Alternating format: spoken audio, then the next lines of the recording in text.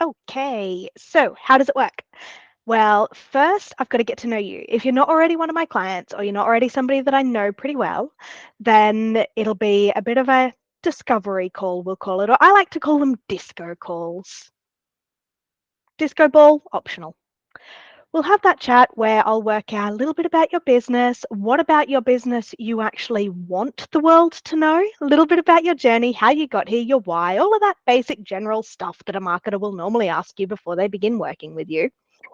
Then I'll put together some questions. I'll give you a little bit, not a lot. I'll give you a little bit, a couple of pointers on, almost a little tiny bit of coaching on, how to answer the questions when I ask them in the interview, just so that we can make sure that we get enough of those, little snippets that we can use throughout the time.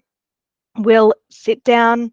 I'll even coach you on what to have in the background, what to and what not to wear. Probably not what I'm wearing now, but hey, I just jumped on to do this now.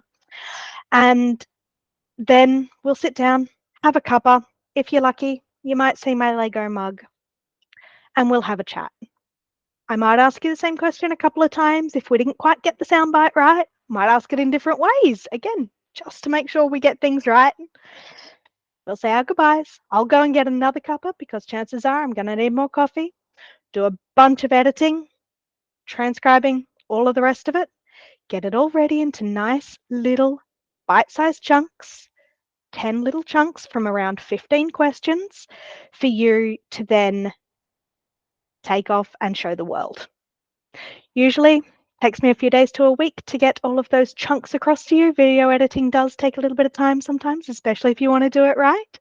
So within, around 2 weeks from where to go, you should end up with 10 lovely little pieces of content that you can share with your audience to make them love you as much as you deserve.